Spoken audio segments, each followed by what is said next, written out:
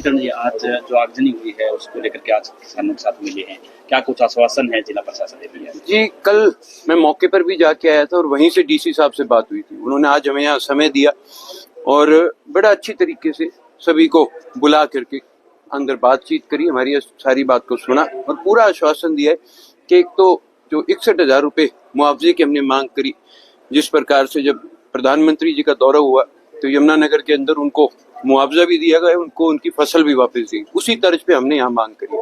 उन्होंने आश्वासन दिया है कि बिल्कुल सरकार की तरफ से भी उनको दिशा निर्देश है कि गिरदावरी करें, जिनका कोई नुकसान हुआ है उनकी पूर्ति सरकार की तरफ से होगी।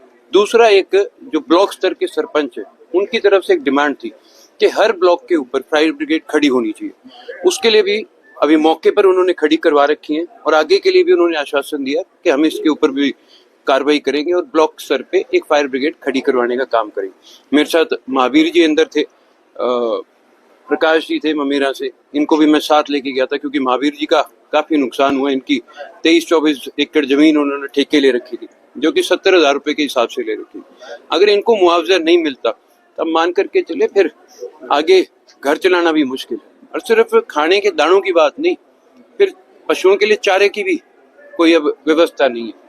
तो डीसी साहब ने पूरा आश्वासन दिया है और अगर जरूरत पड़ी तो समय लेकर के इन सबको लेकर के साथ सीएम साहब से भी मिलेंगे और अगर फिर भी कोई सरकार नहीं मानेगी तो फिर इन किसानों के साथ कंधे से कंधा मिलाकर के इनकी लड़ाई लड़ेंगे और मैं अकेला नहीं, हमारा पूरा संगठन फिर इनके साथ खड़ा रहेगा।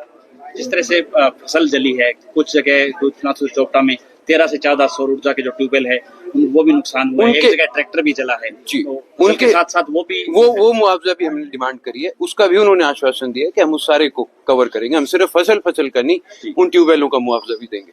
तो कितने जो टाइम बाउंड कब तक जो है, क्योंकि अभी फसल आगे कॉटन की बिजाई किसान कर पाएगा। देखिए, फसल जिनकी गिरदावरी तकरीबन उन्होंने कर रखी है, उनकी लिस्टें तैयार थी। उन्होंने हमें बताया भी कि रुपाणा दड़वा लुदेसर का तकरीबन 250 एकड़, बाकी वो कह रहे थे आज शाम तक उनके पास सारी डिटेल आ जाएगी, तो कल या परसों के अंदर वो हमारे को बता देंगे कि क्या कार्रवाई है। तो करण जी, इसमें बिजली वालों के ऊपर भी क्या कोई आप करोगे? देखिए, कारण से जो हुआ है ये, मैं सिर्फ बिजली विभाग को एक जगह के लिए दोषी नहीं मानूंगा, लेकिन कहीं ना कहीं कमियां जरूर है। तो इस बात के ऊपर भी डीसी साहब ने आश्वासन दिया है कि भाई हम बिजली बोर्ड वालों को भी जिम्मेवारी लगाएंगे कि जल्द से जल्द कहीं ऐसी कोई लूज तार की शिकायत है तो आप उसको जाकर के जल्दी ठीक करिए ताकि आगे कोई नुकसान ना हो। ये तो एक जो लुदेसर में लगी है, ये तो कोई लाइट फ्लक्चुएशन की वजह से लगी है, वहां पे कोई स्पार्किंग हुई उसकी वजह से, पर इस बात पे डीसी साहब ने गौर किया और उन्होंने आश्वासन दिया।